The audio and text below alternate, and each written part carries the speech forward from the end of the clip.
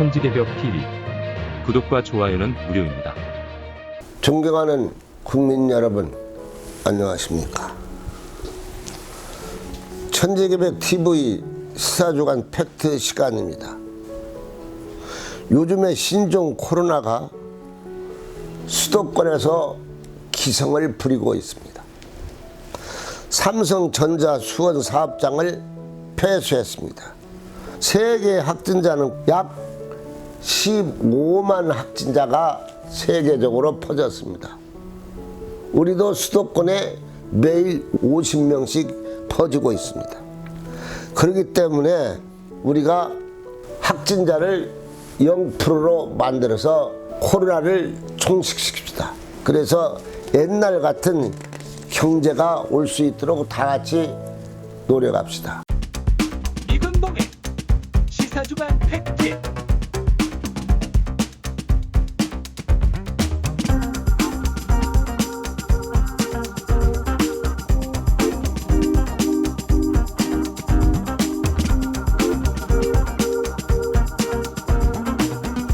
오늘 첫 번째로 말씀드릴 것은 코로나로 인해서 제일 피해보는 것이 경제고 무역입니다.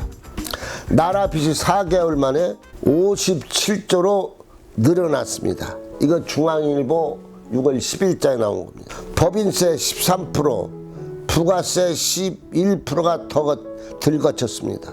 정부 지출은 작년보다 13조가 늘어났습니다.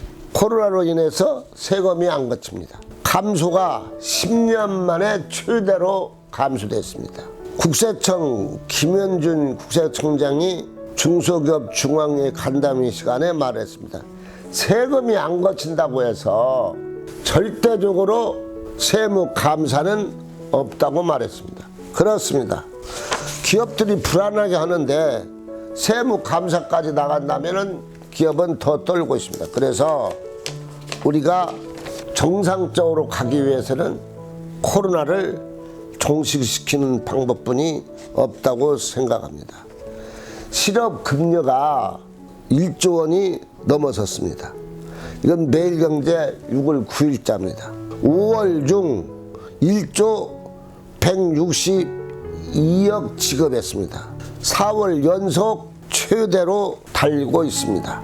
그러니까 직장을 그만두니까 다들 실업급여를 타는 것이 1조 원이 넘었다는 겁니다.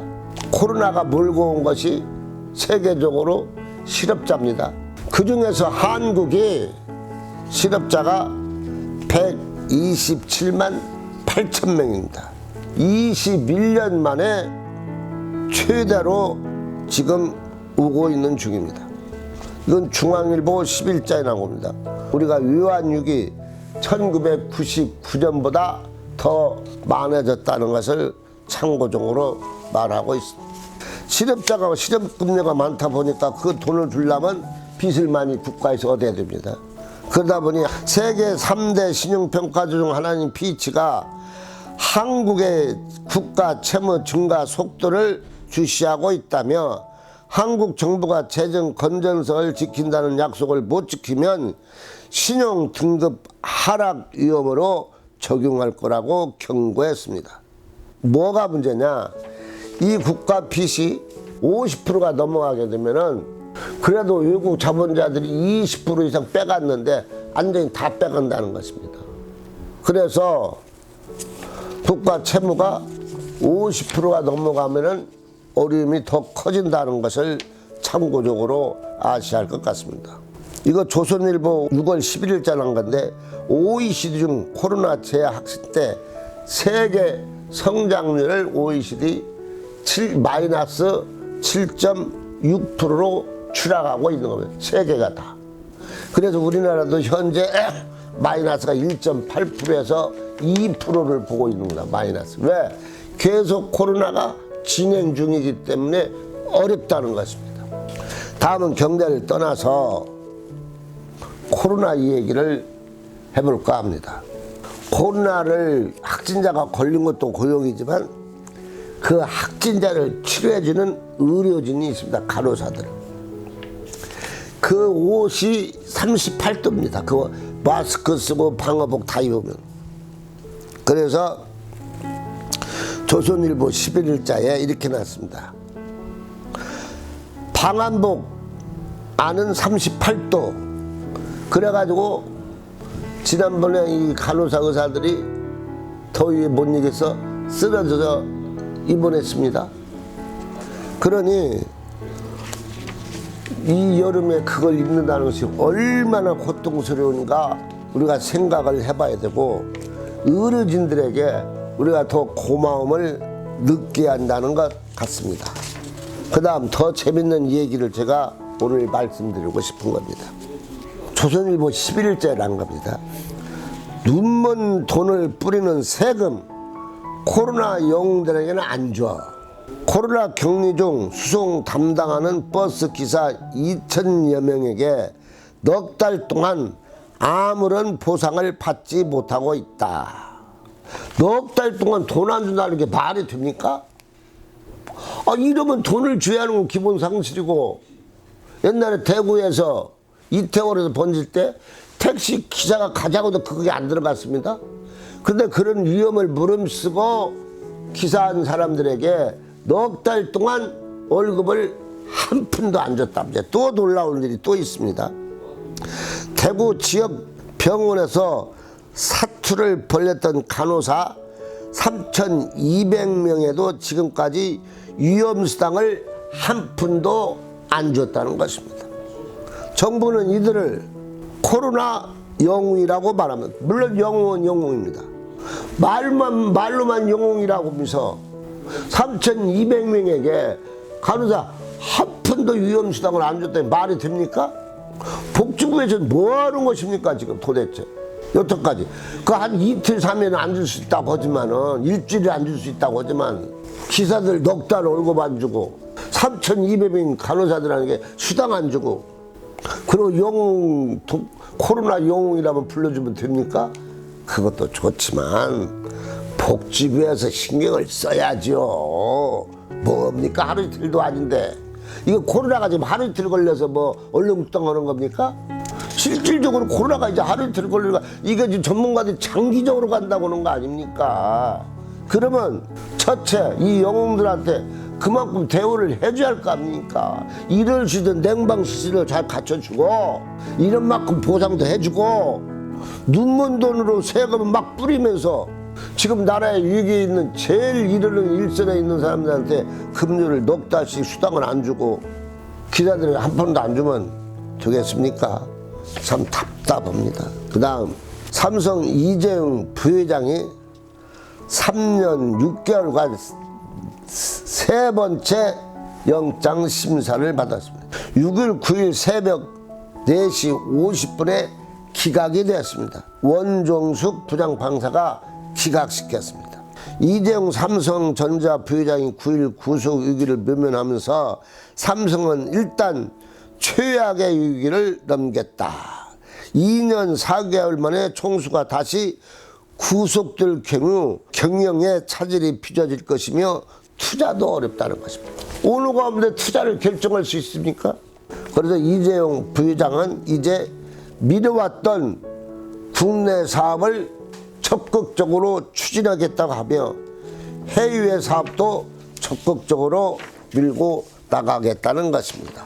다음은 북한 얘기를 한번 해보겠습니다.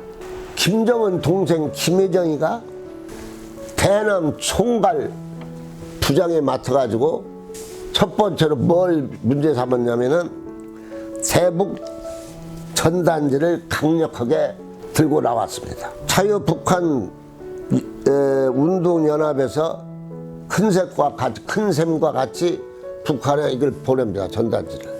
이걸 보내지 말라는 것입니다. 그러니 이걸 보내지 말라고 하니까 법이라도 고쳐서 이것을 청하라고 하니까 뭐라고 했냐면, 통일부가 또 기가 막힙니다. 4시간 30분 만에 준비하고 있다고 했습니다. 어떻게 김여정이가 그 말 할 줄 알고 전단지 하지 말라고 할 줄 알고 준비하고 있었습니까? 설사 준비를 하고 있다 할지라도 김여정이가 전단지 법이라도 만들어서 중단을 하고 있으니까 조금 있다가 연구해보고 검토해본 다음에 발표한다고 얘기를 하면 되지. 4시간 40분만 기다렸다는 듯이 통일부에서 지금 준비하고 있다. 그것은 조금 통일부에서 성급하지 않았나 저는 그렇게 생각을 하면서, 또 자유북한 연합, 운동연합과 컨셉을 지금 취소시키려고 연구하고 담당자들이 검토하고 있다고 합니다. 또 그러니까 보수 세력에서 100만 서명운동을 지금 벌이고 있어요. 안 된다고.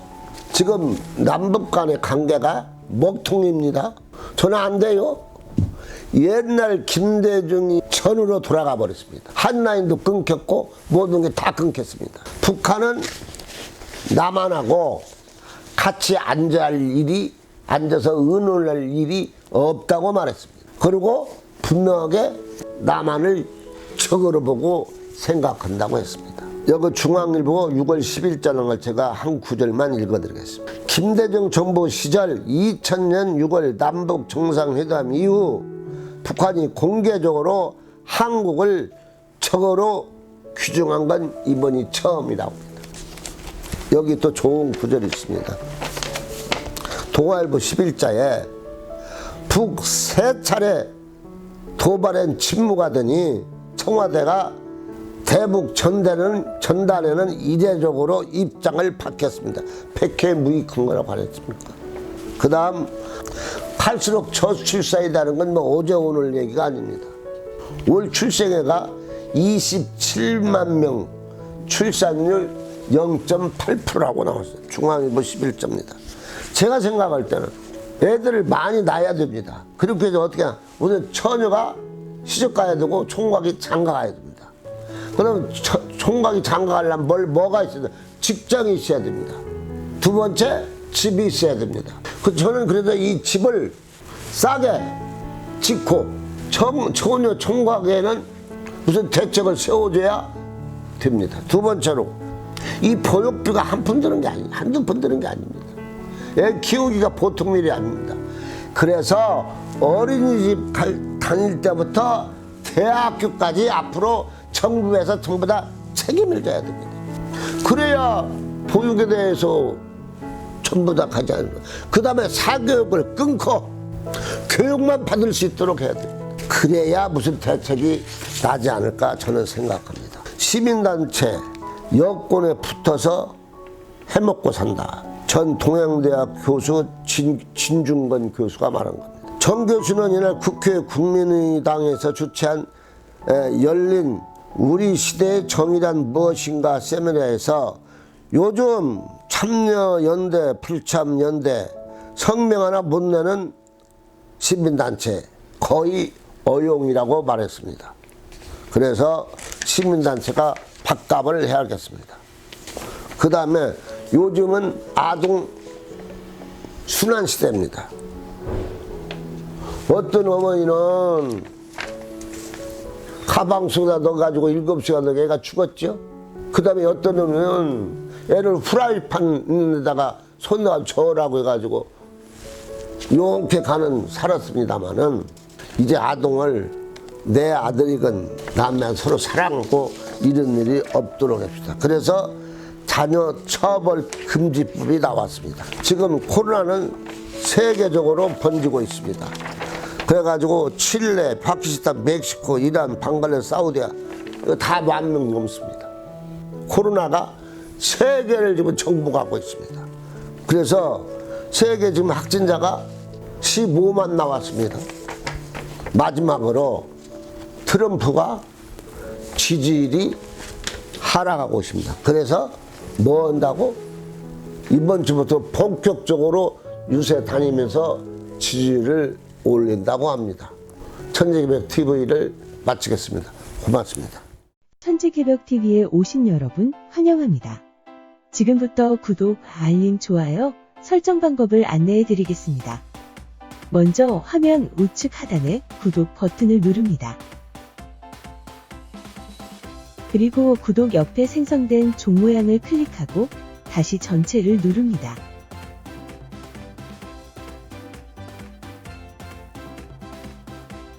화면 좌측 하단에 엄지척 버튼을 눌러 좋아요를 표시합니다.